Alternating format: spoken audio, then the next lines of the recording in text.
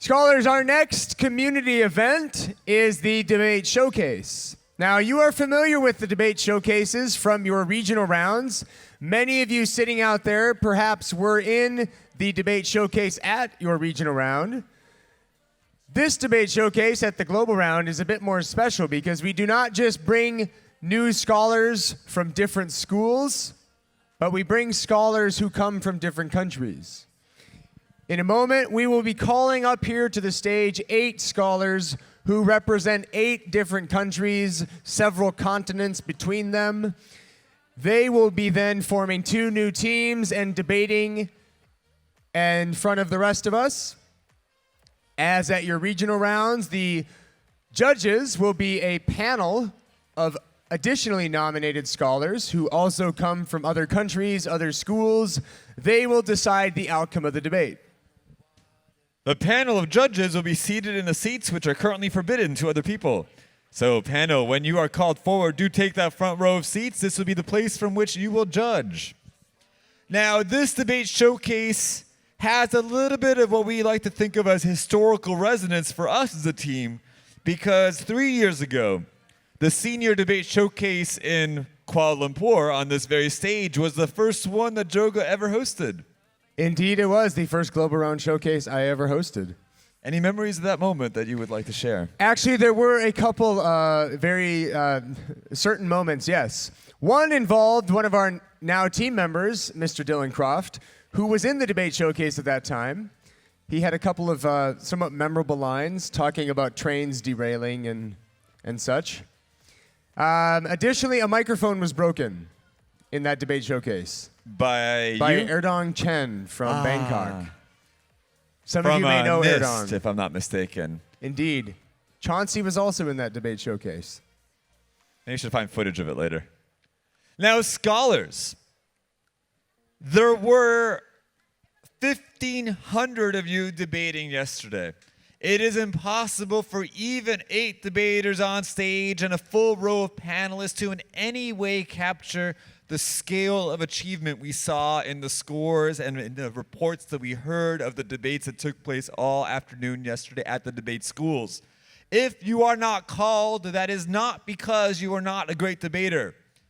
It is simply a function of numbers, of representation, and sometimes of a little bit of luck when it comes to who is selected for that final presence on stage. It does not, however, mean you will not have a chance to contribute to the conversation. Once the panel has left the room to the top secret facility in the hallway to decide the outcome of the debate, we will, as we do at regional rounds, open the floor to your contributions. Please keep in mind that we want to hear what you think about the motion, but do keep your thoughts and remarks concise because there are many voices in this room and we want to hear from as many of them as we can in the time that we have together. And as well as scholars' ideas, we are also interested in some of those from the adults, coaches, and teachers who are in this room. So adults, also feel free to share your own opinions about the debate. And with that, I think we are ready to call up to the stage our debate showcase participants. If your name does appear on the screen and we read it out loud, please do come up to the stage. Affirmative team, you will be table with white Jerry.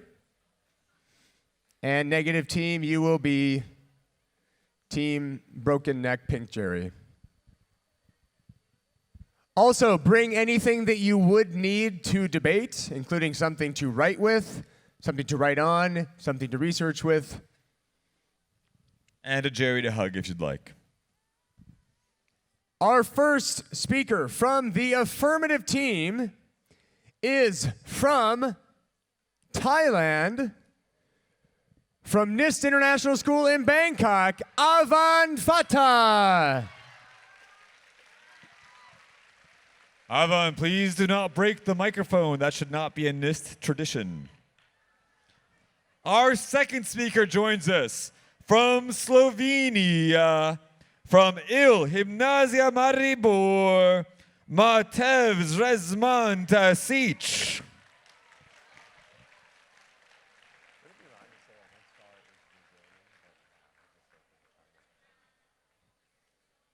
And our next affirmative team member is from China, from Dulwich College, Zhuhai, Victoria Shui de Castellate. Victoria, we are sorry about misspelling your name at every round you've ever attended. As well as pronouncing your name in 5 or 6 different ways. And our final affirmative speaker joins us from our host country of Malaysia, from the city of Kuala Lumpur, from a school named for Kuala Lumpur, Sri Kuala Lumpur International School, Ha Lai Choi.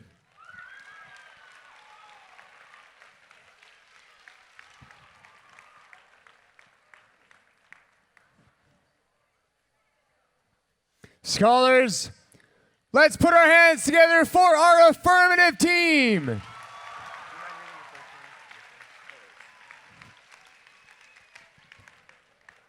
We'll now announce the negative team, beginning with a scholar from the Philippines, from Miriam College, Ariel Keithley Mirandilla.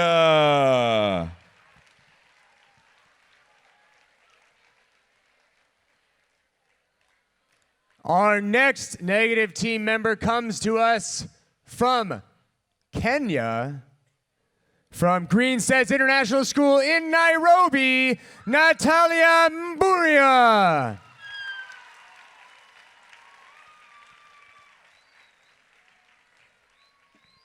Our third negative speaker is from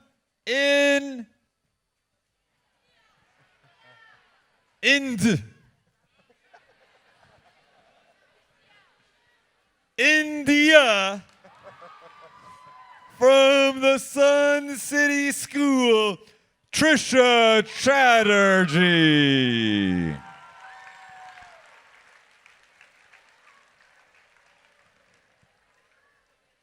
And our final negative team member and the final showcase speaker to come up on the stage is from a school in Japan,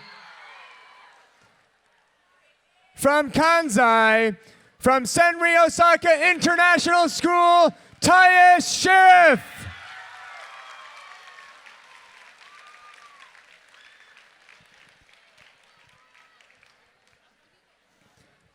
Scholars, let's give it up for the negative team.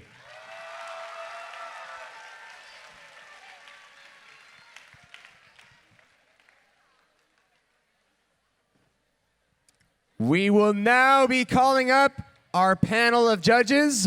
Panelists, once again, you may come up to the special VIP seating at the very front row.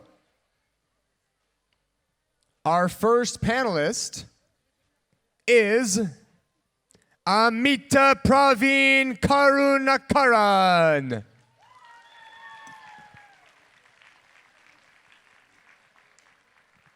Our second panelist is Nicole Armaniathranio.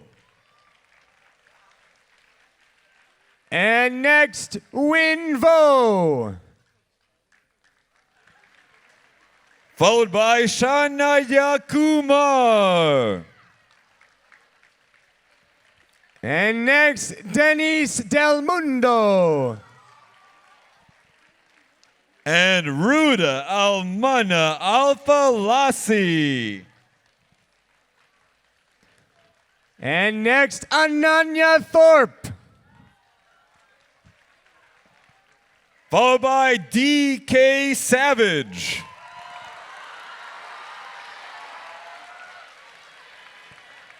Next, Alishat Layan Shahid. And Mwenia Chikoti. And Sune Chitu. And our final panelist, Jana Lahoud.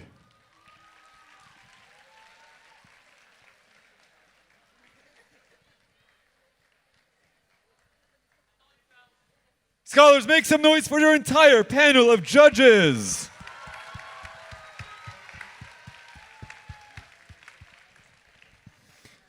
Scholars, we now have an affirmative team. We have a negative team. We have a panel of judges. We have an audience. What is the last thing missing? We need emotion. And the motion for the 2018 Kuala Lumpur Global Round Senior Debate Showcase is resolved that the world needs more entangling alliances. Debate Showcase teams, you have 15 minutes to prepare. Audience, everyone else, remember you also have an opportunity to become involved in the discussion. Let's let the discussions begin. With some thoughtful music on in the background.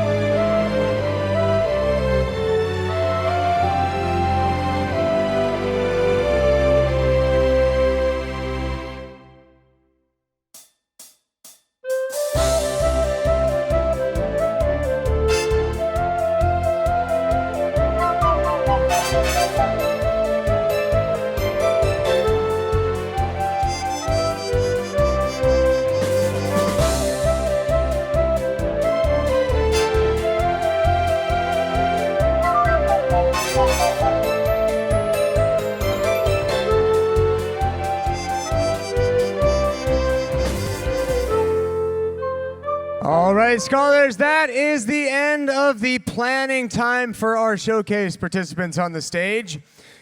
Before we begin and our first speaker from the affirmative team begins, I would like to just ask all of you to help us with one thing, and that is by showing all of these scholars up here on the stage the utmost respect that they very much deserve during the showcase.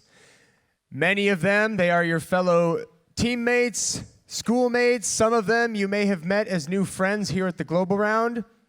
Please allow us to listen to their ideas, provide them the environment in which they can do the best, which is generally by just listening, keeping the noise to a minimum. We want them to be able to feel as comfortable as possible. After all, they did not know they would be coming up here to speak in front of thousands of people just a few minutes ago. So, without further ado, it is my privilege to welcome to the center of the stage the first speaker from the affirmative team.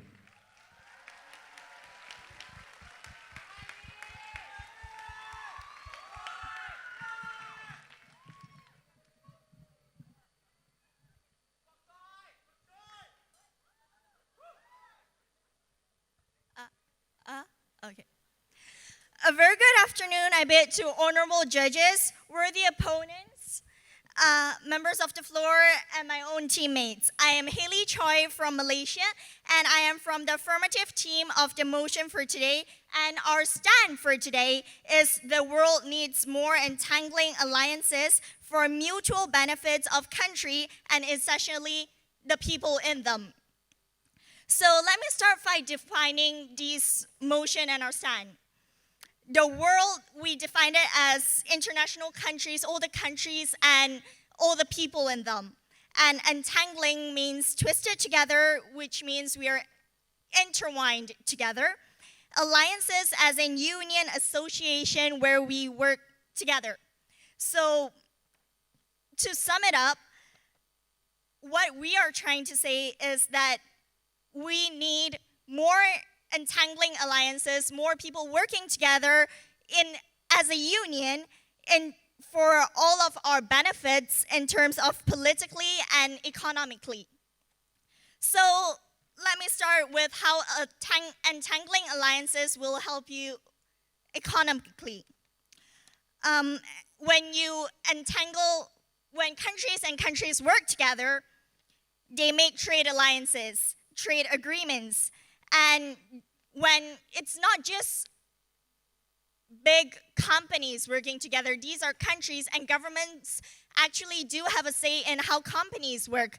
So there will be a sort of free trade or lower tariffs, at least, between countries.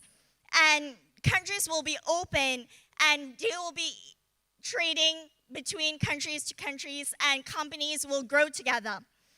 It will be hard because the stronger countries, they'll be trying to keep what they have. The weaker countries, they'll be trying to get most out of the stronger countries, and this will create a certain amount of conflict. Yes, true. But the thing is, when we actually try to do that, when we work towards that, the benefits that comes from it, it's just unignorable.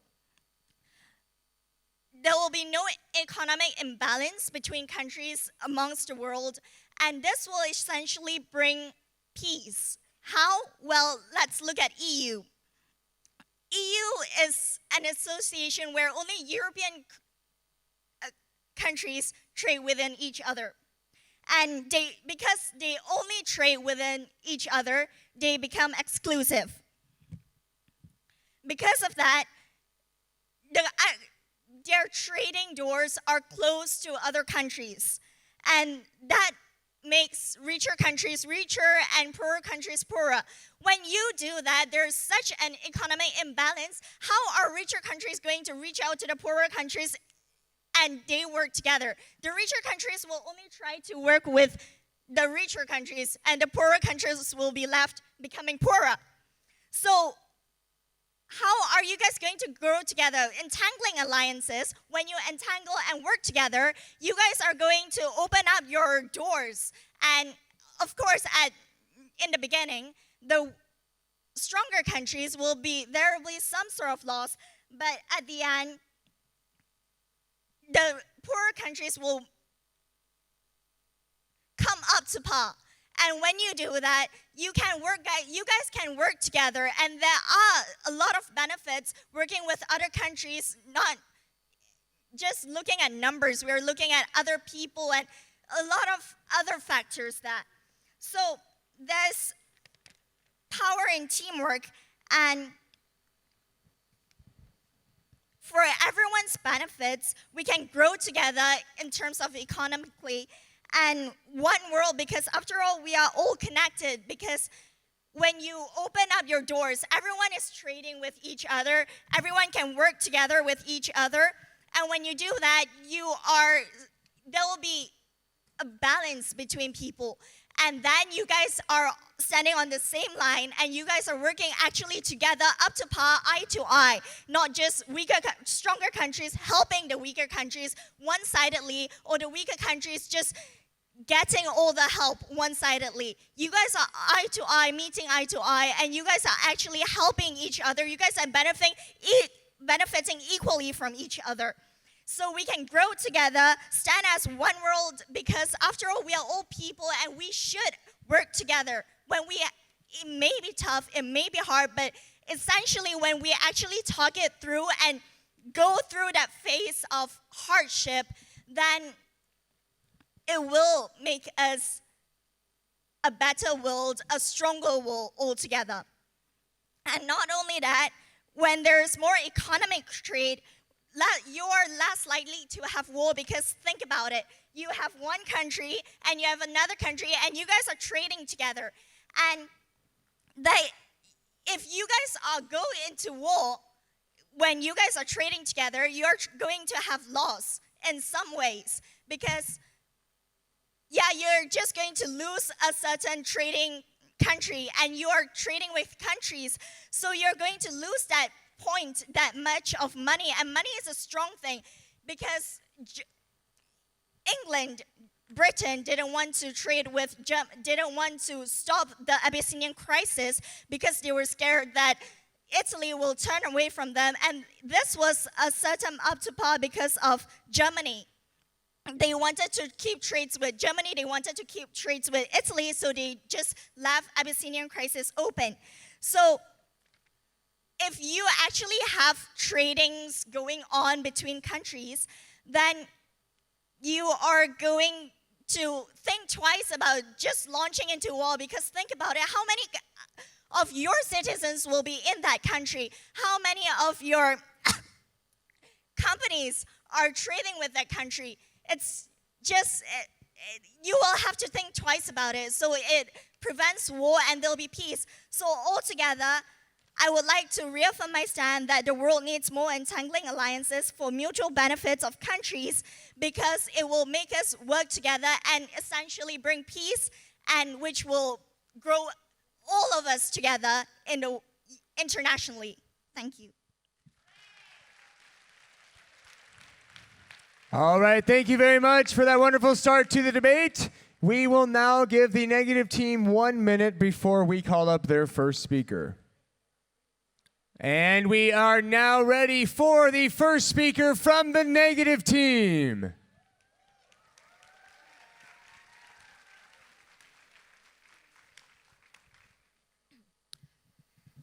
Very good morning to, very good afternoon to all.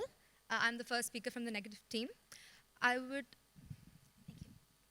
would like to start off with some quick rebuttals based on the points the first speaker of the affirmative team made on economic development. So firstly, let us not confuse trade agreements with entangled alliances. Trade agreements are a completely different thing. Now, you mentioned that entangled alliances will help with the economic development of all the countries if they help each other. The thing is, that does not actually take place. Because if countries such as the US enter a developing country like India, that will not help the Indian economy at all, as seen by the trade reform policy of 1991. Liberalization took place in India, and foreign countries were now given the ability to trade and create factories in India, and that did not help the Indian economy at the complete local level at all. So sure, in a way, it did increase our entire economy, but what about the locals? What about the poor? What about the layman? Are they not part of this entangled world?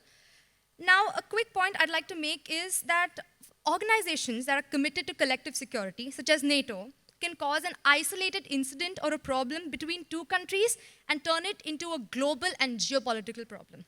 For example, on November 24th, 2015, a Russian fighter plane was taken down by Turkey, and not a few people were taken aback, and they were rightly concerned.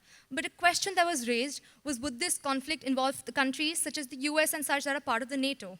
The thing is, NATO was created in 1941 as a way of keeping the Soviets in check. Initially, it was an alliance of the US, Canada, and Western European countries, so if one was attacked, all agreed to defend. So I'd like to conclude by saying that yes, we agree, we are an entangled world, but too many entanglements are not a good thing, for all they lead is to tripping up. Thank you.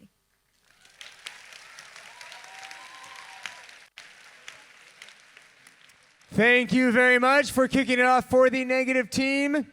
And we will now give the affirmative team 1 minute to prepare for their second speaker. And now, scholars, help me by welcoming to the center of the stage the second speaker from the affirmative team.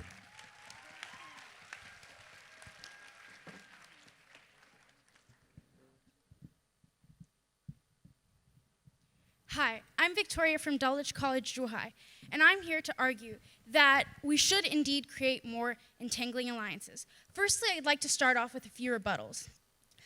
The first speaker of the opposition team said that alliances don't necessarily lead to increasing trade. However, I'd like to point out that the majority of alliances are formed because nations feel the need to trade with others. Nations that do not have alliances don't engage in trade as much as nations that don't. And that's why our team believes that alliances do indeed increase trade. Furthermore, I'd like to point out that, contradicting what the first speaker said, India has had a record decline in poverty since 1991 when the agreement was signed. It's been seen in that level of decline in poverty has been seen in very few countries. And this is according to a paper by Bhagwati and Paragaria in 2013. Now I'd like to start off talking about some of my main points. Like our first speaker said, the alliances we're talking about are alliances that provide mutual benefit to both nations. And one of the side effects of this would be globalization. The world has and is a very divided place between different races and different classes and different countries. With entangling, people would be able to travel more easily, countries would trade and prosper, and technology could be shared. I'd like to use the example of Swaziland. Swaziland has the highest rate of HIV and AIDS in the whole world. 27.2% of the population has HIV or AIDS, and that is according to worldatlas.com. With higher globalization, nations can share technology and send support to decrease issues such as STIs. I'd like to use the example of the United States of America, which only 1% of the population has HIV/AIDS. It is obviously beneficial for the USA to help Swaziland in this, as their alliances and international friendships would be increased and strengthened. And for Swaziland, it would help because the USA could provide them with means to decrease this. And this would make the world in general safer, as much less people are going to be prone to these diseases. It would also increase free trade, and this would lead to an increased wealth globally. It would increase the stability of economies, and it would decrease poverty, and it would increase global developments. Furthermore, the world would be more culturally aware and intelligent. Ideological diversification would be much more widespread. Without globalization, I'd like to point out that many ideas, such as Marxism, that shaped different nations, such as China or Russia, would never have reached those countries if globalization did not exist. This would also impact society in a way. It would decrease social tensions, and globalization is the way to unite countries that aren't similar. If I encounter more people of a nation that my nation is quite different from, I'll be much more likely to be more open to that nation. And this might be the way that groups such as the Israelis and Palestinians solve their conflict. Furthermore, without globalization and more alliances, idea and technology will be limited to certain nations. Every development would be limited to exclusive clubs of nations that are either wealthy and can afford it, or allies. So if a country that is in poverty is not an ally of a country that develops something new, they would not be able to have access to those technologies. But with globalization, if we have more entangling alliances, all nations would have the access to the technology. It wouldn't be just exclusive clubs that can only access a certain technologies if they have an alliance. Imagine the effects that only allowing certain nations to have a technology will have on the population, on less developed countries that don't have enough allies. It would increase the existing divide that countries like the UN are trying to support and fix. Those are my main points as to why I believe and why my team strongly believes that this motion must stand. Thank you very much.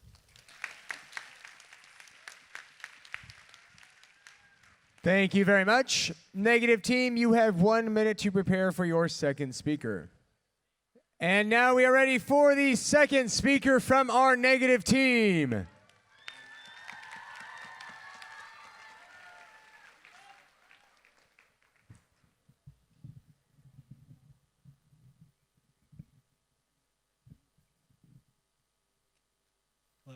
Good afternoon, everyone.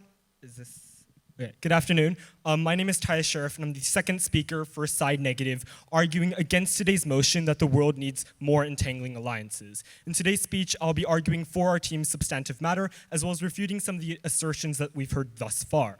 Now, to begin with our rebuttal, the first speaker of the negative team gave this sort of confused, jumbled speech, where she confused alliances with cordial conduct or friendship. Let's be clear here. These two concepts are completely different. Although they're interrelated, they're different by nature. Alliances are these formal contracts or agreements made between two countries that are binding. They are serious relationships, while friendships can just simply be having, for example, a summit between two countries. They're not exactly the same thing, and therefore the speaker does not clearly understand the nuances or the distinctions between the two. But also, we would like to say that poor people and people who are going to be impacted by these relationships that include trade and economic sort of sharing of economies will not actually benefit. If we're actually going to talk about the layman here, the actual people who are going to be impacted by these policies that they're proposing today, they will not actually benefit from what they are proposing. Now, leading into our next sort of rebuttal, they confused trade agreements yet again with alliances. Again, trade agreements are formed between two countries to improve trade relationships, but alliances are completely different from this case, so we won't even discuss this concept. Now, the entire speech was rather idealistic in nature, where she talked about, emotionally arguing for alliances and how this can improve world relations. She connected it to the World Scholars Cup. But really, she gave no examples to support her evidence or her speech at all. So therefore, we can disregard her claims today. Now, the second speaker came up here and told you that India has seen a declining rate of poverty. However, this is a classic example of correlation without causation. She has not told you why the trade agreements have led to this sort of decline in poverty. Now, again, her entire speech was full of these buzzwords about, having shared medication or increased economy. But were there any examples? No. Meanwhile, our speaker, has given 2 examples to support her claim, while the negative has completely refused and neglected this idea. Now, moving into our main substantives in today's debate, we would like to start off by discussing the Washington Doctrine of Unstable Alliances, which warns against the caution of entangling alliances. Essentially, in Thomas Jefferson's inaugural speech, he said, "Peace, commerce, and honest friendship with all nations, entangling alliances with none." And this guided US foreign policy until the outbreak of World War II. Let me say that again. It guided US policy until one of the greatest wars that our human civilization has seen. Therefore, we can see that entangling alliances often lead to things like violence and conflict, which I will elaborate upon in my main contention. So in today's speech, I'll be focusing on the of fragility and how unstable relationships and entangling alliances often lead to over-reliance and thus fragility. So our argument is twofold. Firstly, fragility, and the second point about the domino effect. Now, to begin with fragility. So our first speaker has discussed how collective security organizations such as NATO can escalate a regional or local conflict and turn it into an international one. And we can also study this in today's history curriculum, right? In history, we studied something called the July Crisis. And we can see through this, an assassination of one person, Archduke Franz Ferdinand, led from a local conflict into a large geopolitical conflict, a war called World War I, which killed over 16 million people, decimating Europe. Clearly, we can see that these entangling alliances helped the stability of Europe until then, and from then, we have seen many international conflicts arising.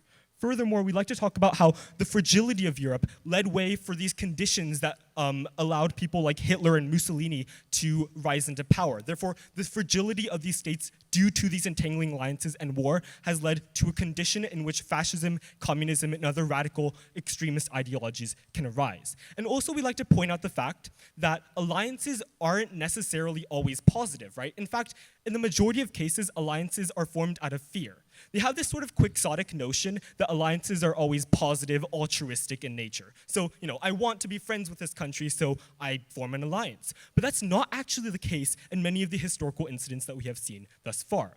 They're usually formed out of fear and necessity. For example, if we look at the example of NATO, as our first speaker was talking about, why was NATO formed? NATO was not formed because countries were like, yeah, let's be friends. NATO was formed because of the fear of communism. They were scared of the Soviet Union. And so what did they do? They created a military alliance in which they countered the threats of communism. And so what happened after that?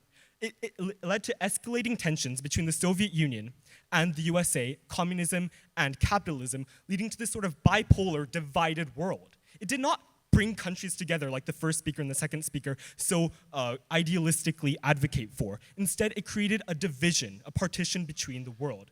Furthermore, we believe that because of this alliance, it precipitated a situation in which other alliances were formed. For example, NATO's counterpart, the Warsaw Pact, was also formed, leading to more military tension between these two countries. Therefore, we'd like to say that because of these entangling alliances, we can see that they're not always positive and often lead to these sort of negative militaristic deals. And furthermore, we'd like to add that the opposition's burden of proof in today's debate is to argue that the world needs more entangling alliances. It's not to say that we need alliances. They need to say that we need more entangling alliances. And seeing as they have not done thus this far, we can see that their entire argument has collapsed in today's debate. So in conclusion, entangling alliances are dangerous by nature, and this motion must and will fall. Thank you.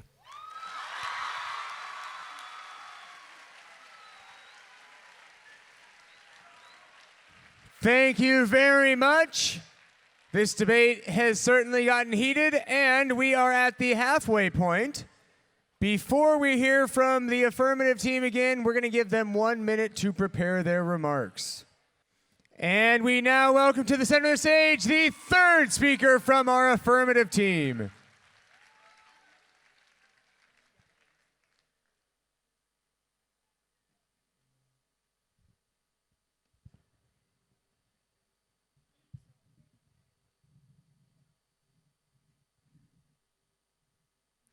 I think it's okay. Yeah. Maybe a bit lower. Thank you. The global poor are harmed not by the free trade, not by alliances. The global poor are harmed by protectionism of the side opposition, which tries to enforce on us a non-economic debate because somehow alliances cannot produce economic alliances, because somehow the global poor cannot fight for their rights when we have an entangled world and it's our job to disprove them. Two things I will do in my speech. Firstly, I will rebut what the second speaker of the opposition said. Secondly, I will talk more about the constructive points of our side. I will touch more about the rights of the global poor. And secondly, about the political independency of the nations included in the entangling alliances. So let's start with the point about USA's policies and why entangling relations do not work, right? What they come up and say is that NATO is an example of entangling alliance. We tell you this is simply not true, right? Because NATO is here with one purpose and it accepts only one type of countries. NATO countries usually do not tend to ally with different blocs, with different countries from other parts of the globe, with countries with different perspective. What side proposition has to defend today is exactly that. What we have to defend is non-aligned movement, not the NATO or Warsaw Pact. So let's look at what actually happens when you have a movement like non-aligned movement, right? Why is this so crucial in today's debate? What we have to talk today is about countries which are ready to connect with all parts, with all the polarities in our global society. For example, in today's world, those will be the nations who are ready to cooperate, as well as with the USA, as with the Russia, right? So those countries, for example, in the Cold War were called the non-aligned movement, which was a pretty important thing, right? And what they did was they connected with both sides of the globe. They connected with Russians in exchange for certain political securities or also for certain economic securities. And at the same time, they asked USA for different another provisions in order that none of those two countries would get too much power over them, right? Secondly, what we have to talk about is July crisis. We do not believe this is an accurate example of what was happening in Europe, or that this is a bad example of an entangling relationship. Rather, this is an example how one person misunderstood the whole point about global politics in Europe in the early 20th century, when they simply started a war because they didn't realize that Russia was going to help Serbia. So that's not the fault of the entangling relationship. First thing about rights of the global poor, right? What we tell you is that there are two benefits they cannot push away from our side for the global poor, even if everything else falls. Firstly, there is more money for them because the country gets more money through the trade deals. When the country gathers more in the taxes, more in the different provisions, which they gather through more consumption at home, right? What we gather is more money for the social care, for health care, for dental care, whatever. Secondly, more important, the price is lower because the tariffs have to lower. In that case, what we also get is lower prices also for the poor, which means that they are ready to afford more goods even if they earn the same wage as they earned before. But secondly, and more importantly, when we talk about our constructive, is about political independency of those countries which are not aligned with blocs which have an entangling relationships, right? When you have an entangling relations with more countries, right? What happens is that you have more different allies, and each of them is not totally sure if they want to piss your other ally off, right? What happens in that case is that you have more checks and balances and more protection for your inner policies. For example, Yugoslavia was a country in Southeastern Europe in the 20th century. They were not officially allied neither with the USA, neither with USSR. But what happened is that they were able to push for policies which were a mixture of both, right? They were able to push for economic policies which benefited the poor and at the same time did not just nationalize every single part of the economy. And that was very crucial, and that is something that we should strive today. We should strive today for a world of entangling alliances which would allow countries to push for their policies. And when you have countries which can independently push for their policies, you also have the poor people being able to push for better policies, better conditions at home in their own countries. Because now the poor in Greece do not have to be afraid of Brussels and Berlin to tell them that they need more austerity, because now they have a counterweight in, I don't know, Moscow or any other BRICS country. For all those reasons, we beg you to propose this motion. Thank you.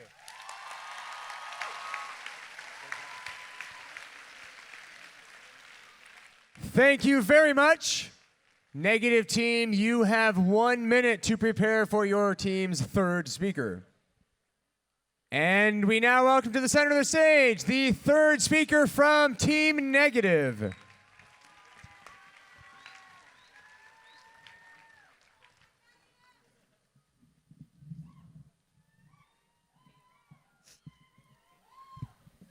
Good afternoon. My name is Natalia Mburia. I'm from Greensill International School in Kenya. And I'm against the motion that the world needs more entangling alliances. So the affirmative said that the affirmative needs to advocate for NATO or Warsaw Pact, but for non-assigned movement. You can't cherry pick the alliances you want to have to defend. Saying that you gave no set for destination based on framework which certain alliances, counting at the entangling alliances, do not. And now to my main point. One might believe that we benefit economically from alliances, but European colonialism of countries such as India and Vietnam were motivated by a number of factors, that the main one being the desire for economic perspective. So there is economic development, but who exactly is benefiting from it? Maybe the politicians and not the people. And if we're looking at this from a global perspective, we need to see what the people feel, not the people who run it. Secondly, I love the way you talked about the Abyssinian crisis, how England decided to leave Abyssinia alone because they didn't want to break the alliance with Italy. Isn't this not an example of how entangling alliances ruin the world? Because Britain didn't want to ruin their relationship or alliance with Italy, and because of that, they left an entire nation to crumble to the knees of Italy instead. And while this was happening, the League of Nations turned their head towards it, and Hitler got motivated to keep on taking over Europe, and there began World War II. All from an entangling alliance. The world already has enough of these. And if anything, alliances have their upsides and their downsides. And what we can see, there are more drawbacks than there are advantages to this. Before I leave, I would like to leave a quote to the air. You should not depend on people, on other countries too much, because in the dark, your own shadow leaves you alone. Thank you.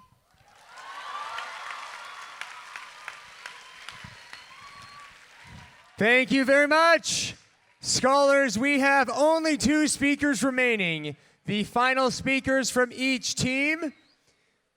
And before we hear from that final speaker from the affirmative team, we will give them 1 final minute to prepare. And now, scholars, we are ready for the 4th and final speaker from the affirmative team.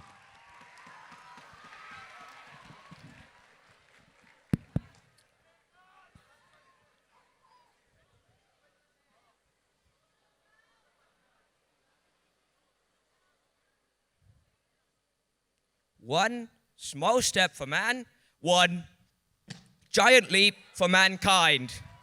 Honorable adjudicators, respected opposition, and actually existent members of the audience. My name is Yvonne Fada from NIST International School, and I am the 4th and final speaker on the affirmative side on the motion that the world needs more entangling alliances. You notice how I quoted the first quote ever said on the moon in 1969, but I refer instead to 3 events that were beacons and indeed triumphs of diplomacy. Number 1, the 1972 state visit of the US to China, the beginning of an entangling alliance the world had never seen before. The second, the most recent negotiations between the ginger-haired boy who now runs America and Kim Jong-un, possibly the most reclusive man in the world. Another triumph for diplomacy. And third, I refer to the world that could be and that will be if more entangling alliances are made. But before I begin my points, I would like to put forth some rebuttals to the opposition team. Now, the opposition team appears to be bogged down in the murky waters of history and believing that we will repeat the past. And indeed, we might be able to, because sometimes the leaders of nations are complete imbeciles and refuse to learn from the past. Ahem, Donald Trump. So, let's clear some things up. NATO and the Warsaw Pact were brought up multiple times over this debate, and we use them as historical examples to show how they were not indeed entangling alliances. Though they may have looked like it, they were not. Had America, had the members of NATO reached out to other, more ideologically opposed countries, then that would have been an entangling alliance. Furthermore, the third speaker of the negative team has suggested colonialism as a point. We are no longer living in the 1800s or the 1900s. We are living in the 21st century, and colonies are very much a notion of the past. So the opposition team needs to refocus their sights on the world now, not the world of yesterday, the world of now and the world of tomorrow. Moving on to my points. By allowing ourselves to be in entangling alliances, countries are a step forward towards the dream of any national leader, world peace. We've been striving for this ever since the last major war, World War II, finished in 1945. That's why NATO, the Warsaw Pact, and multiple other alliances, though not entangling, were created. That was humanity's attempts at trying to bring peace to the world.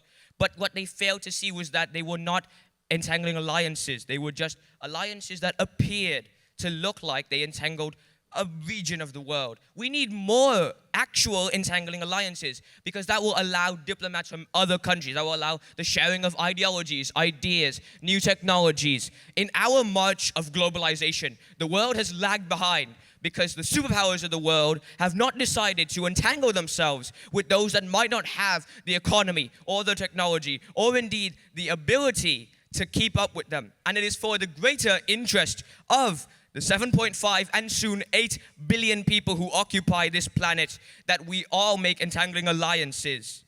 So to conclude my team's stance, our first speaker opened up the case by stating that they will help the economy, and indeed that alliances, though are not necessarily trade agreements, will lead to economic benefits. Our second speaker further supported that case and provided examples. And our third speaker opened up on how it allows for the sharing of ideologies, technologies, and other more cultural expressions in the world. I have finished this debate by stating that world peace can truly be achieved, unlike our horrible efforts of history, if we make more entangling alliances. Thank you.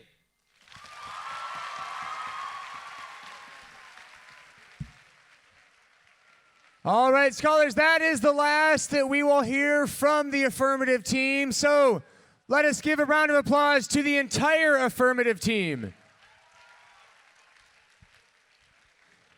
We will now give the negative team one final minute before we hear from the last speaker on the stage. And we now welcome to the center of the stage the fourth and final speaker for the negative team.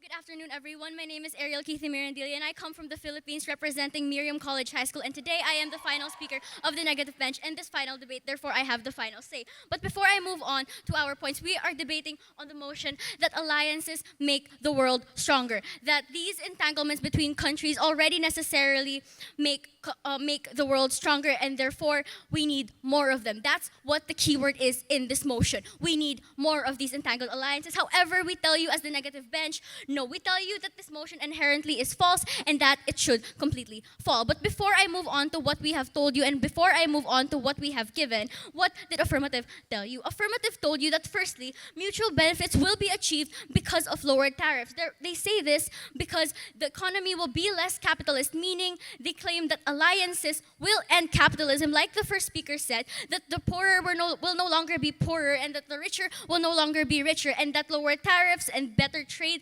agreements or whatever will make capitalism come to an end. But however, we responded to this. Now, how did we respond to this? Now, our first level of response is that alliances are an idealistic way to end capitalism. Why is that so? Because alliances are not mainly economic. That's one complete fault that comes from the affirmative bench. They misunderstood what alliances are in the first place. Alliances are mainly consist of military forces coming as one and acting to defend one another no matter what the situation is. It does not necessarily mean that they can disagree on who to go against or who to go for, because alliances are for each other completely. Now, our second layer of response is we take it onto their best case. Now, even if these alliances were to lead to countries becoming trading partners, like what their second speaker mentioned, even if it's not likely, we see on negative, alliances will only heighten the capitalism that already exists in status quo, because countries just don't just want alliances for the sake of being friends, for the sake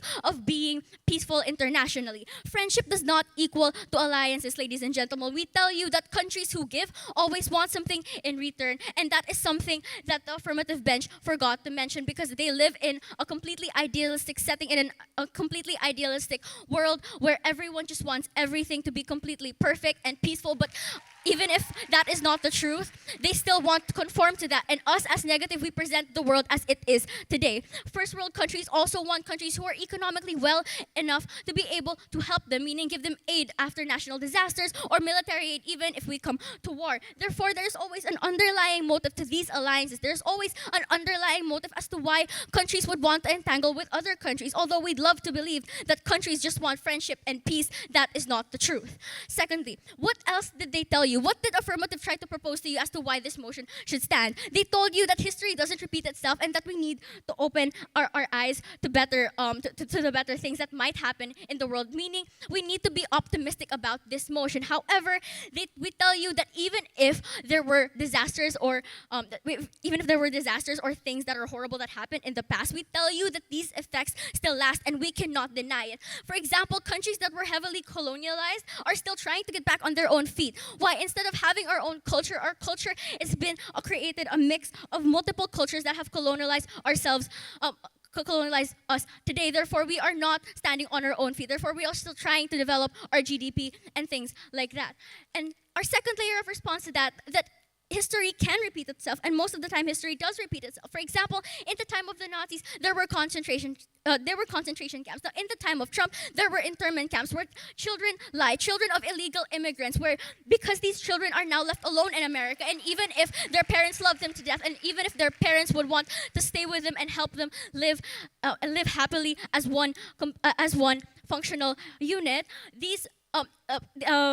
one functional unit, the U.S. government still decides that illegal immigrants are better off away from the U.S., even if they have children living there, even if they have children who want to remain under their parents' care. Now, at the end of the day, affirmative gave you firstly economic benefits that we have already brought down, because we tell you that even if economic benefits were to arise, that is not what will actually happen. And secondly, optimism for a better future. We told you that this is a very idealistic standpoint, and we tell you that negative proposes a more realistic standpoint of what the status quo is like. And on top of that, they also misinterpreted what alliances are in the first place. So not only did they prove to you their burden, not only did they fulfill their burden of proving to you why this motion should stand and why we should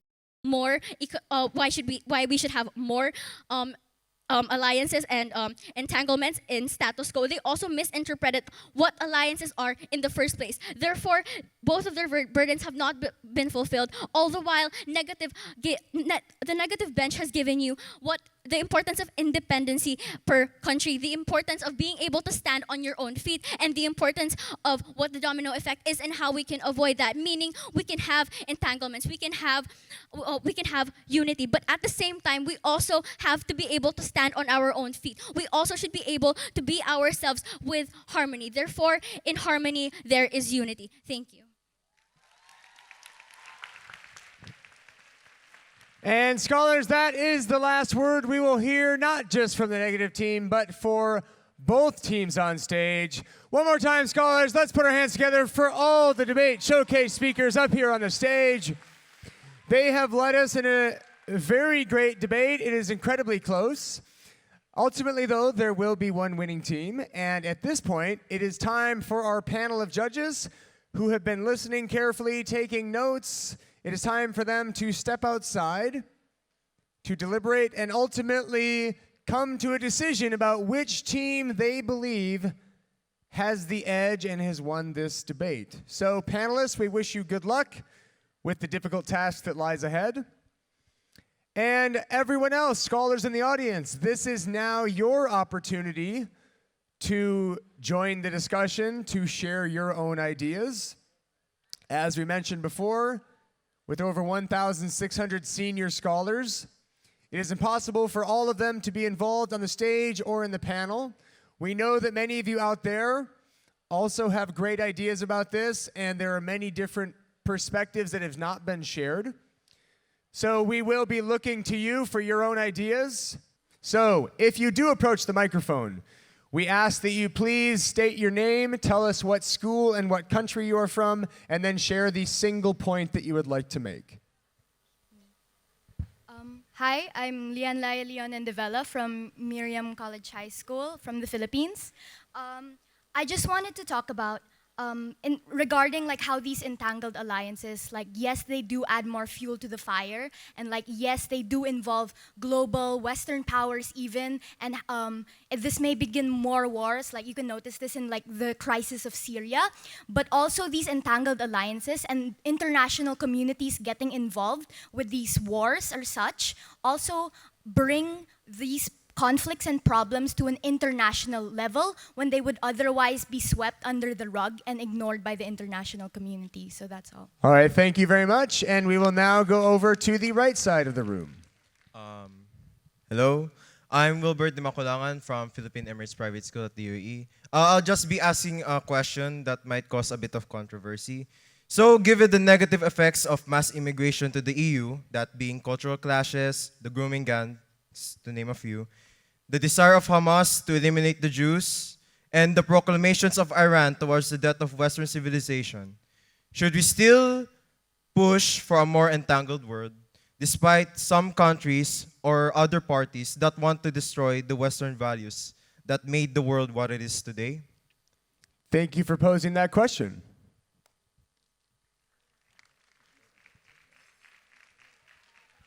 And we will now go back over to the other side.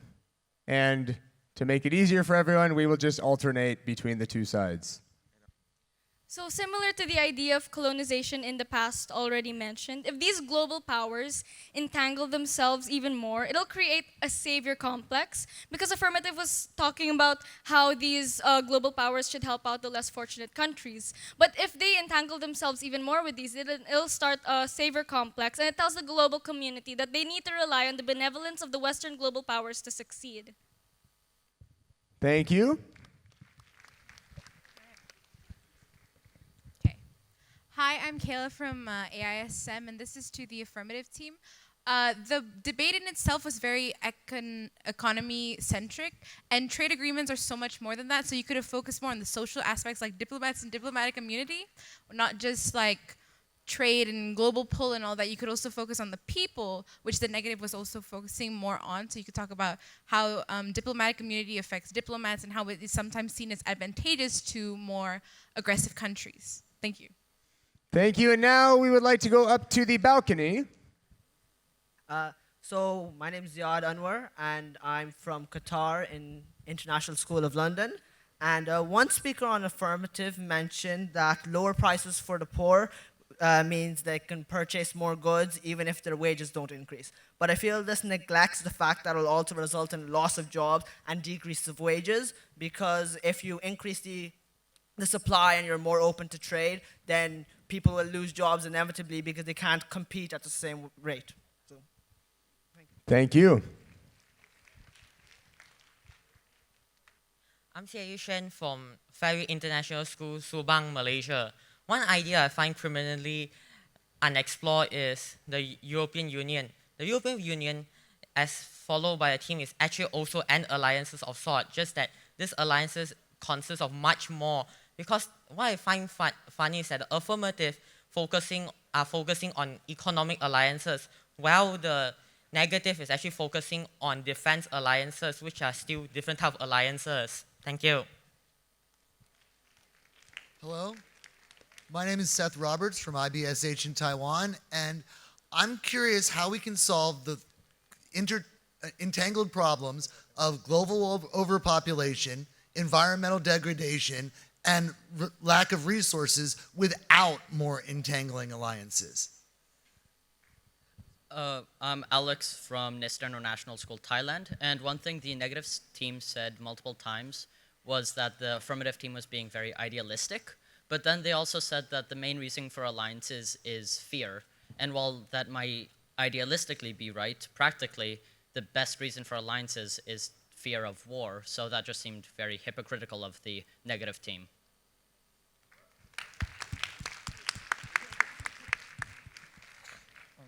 Hello, I am Garrett De Leon from Ateneo Junior High School from the Philippines.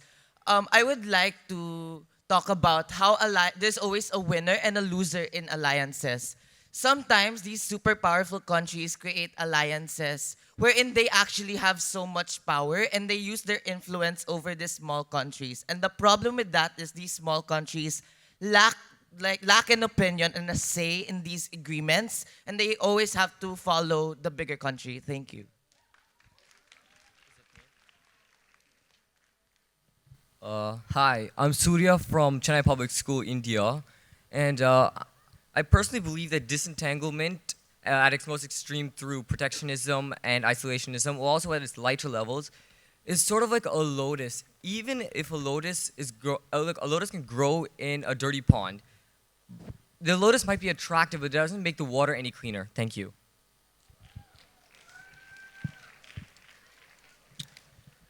Hi, my name is Matthew. I come from the Ateneo de Manila Junior High School. I'm from the Philippines.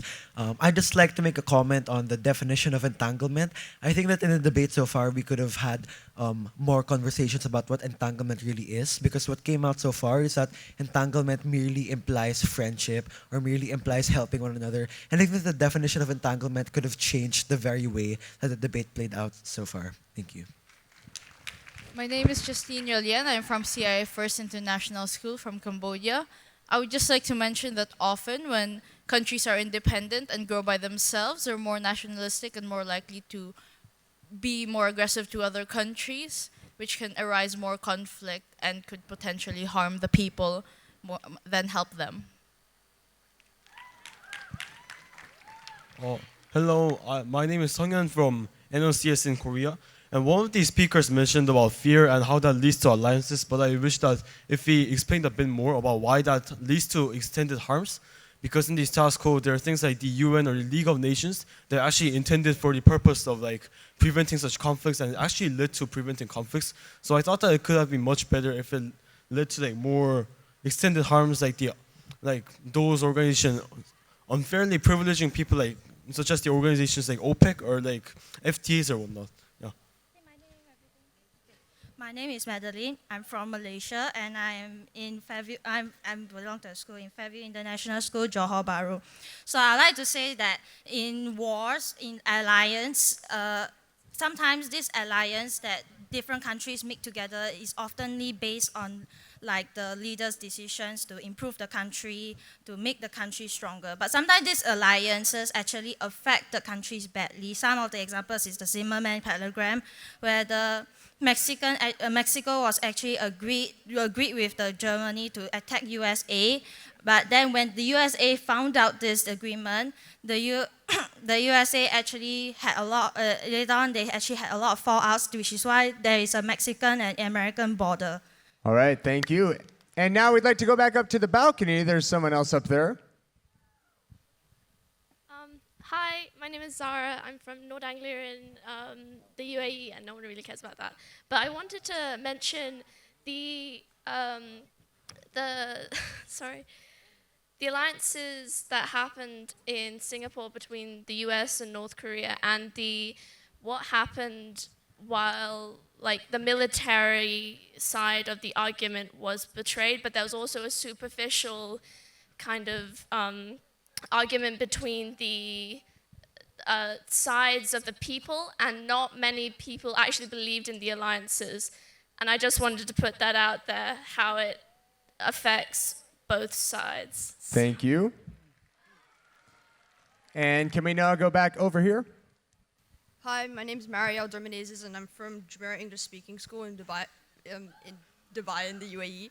And I would like to bring up a point made by the final speaker of the negative team and how colonialism can, I guess, in a way, like bring down a country. Like an example I'd like to bring out there is like the Philippines, for example.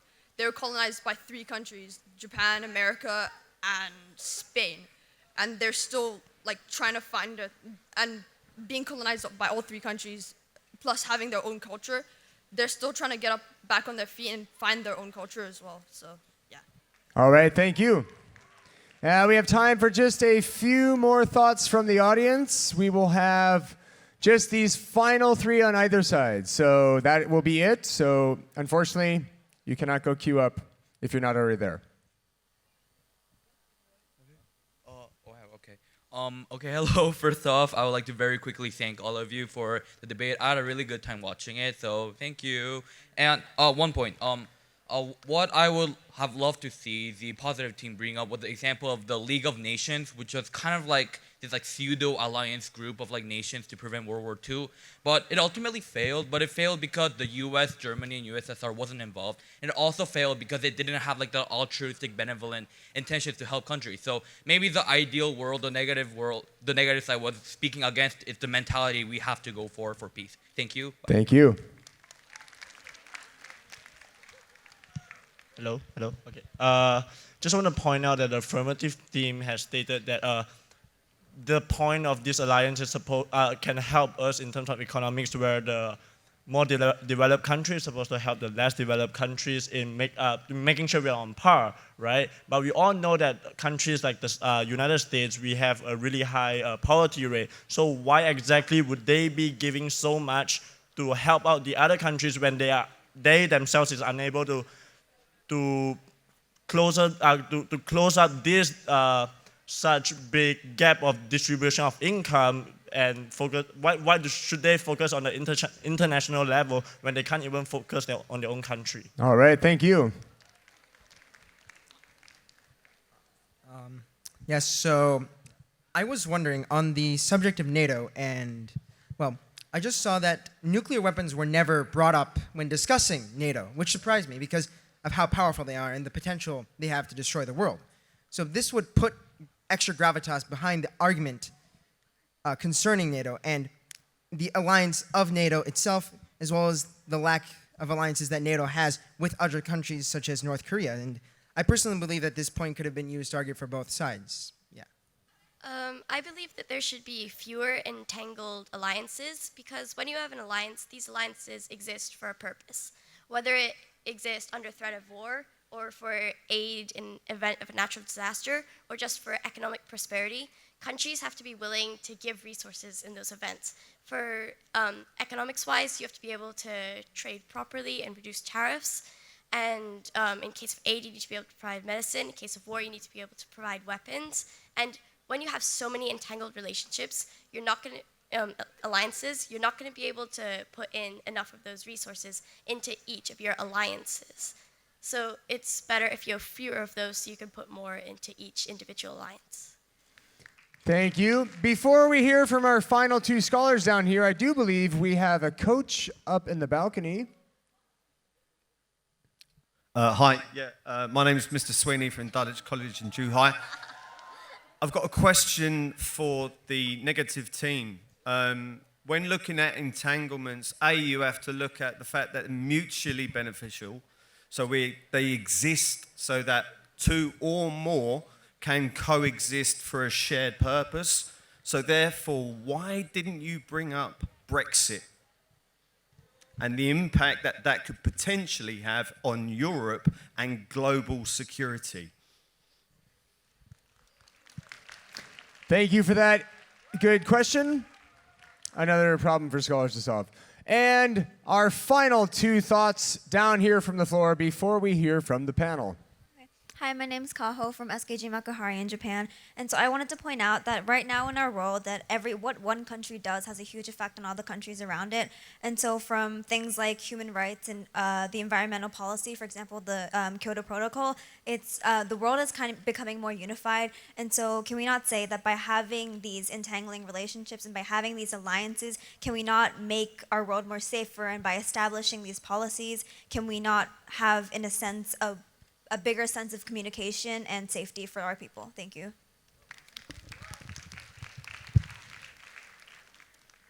Hi, my name is Earl.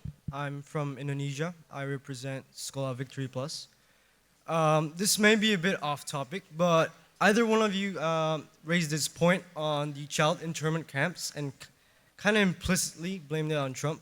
I just want to clarify that this bill, this law that allowed this to happen, was actually passed by Bill Clinton's presidency and was enforced by Obama to top all of that.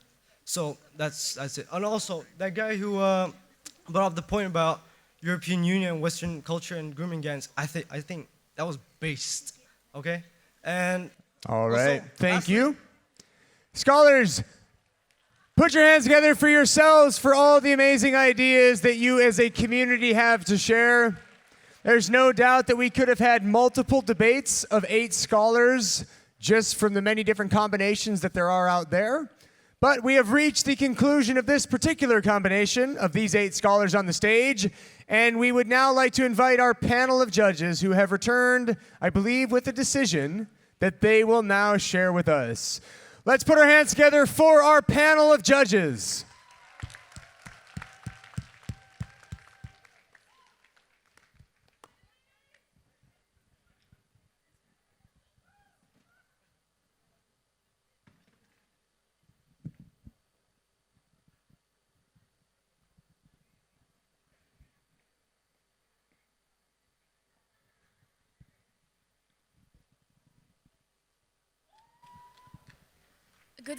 Good afternoon.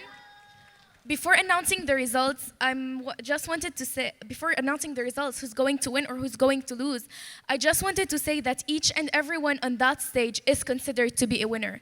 You were all so confident while speaking, you were interested and passionate about the topic. Thank you.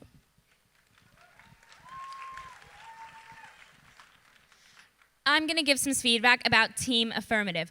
We all agreed that Team Affirmative had a very strong structure. Their whole argument was very well laid out, and each of them spoke very clearly and confidently. So yeah, my comment is for the negative team. Now the negative team really did a good job in picking out the flaws from the agreement of the affirmative team, and at the same time they used a lot of references from our own syllabus and made sure that their speakers had the cohesion within the team. Okay, so during the time we had to decide who's going to win, it took us a really long time. We were really indecisive. But the team that just kept bringing us back was, can I have a drum roll, please? Anyone? Okay. The negative team. Congratulations to both teams. Scholars, one more time, make some noise for all the debate showcase participants on the stage. Affirmative, negative panelists, also yourselves. That is our debate showcase, and we do ask, as per World Scholars Cup tradition, that our 2 debate showcase teams cross the stage and shake hands in a very deserved congratulations to both of them. They did do a tremendous job. And scholars, now that we are done with the debate showcase, you are all finished with all of the academic events in the World Scholars Cup for the global round. And that means that up next, we have the first of your scholars shows for the global round. We have many different performances. Some of them will involve talent, some of them untalent. Some of them may confuse and baffle us. We would ask, though, at this time that all performers in the talent show please come up to the front row, which has been left open for you. We do need the front row reserved for performers in the Scholars Show.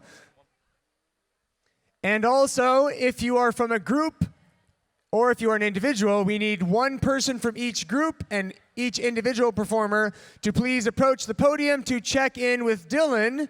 But all performers for the show, please report to the front row. Everyone else, we will be started in just a few minutes, so do not go far. Next up is the Scholars Show.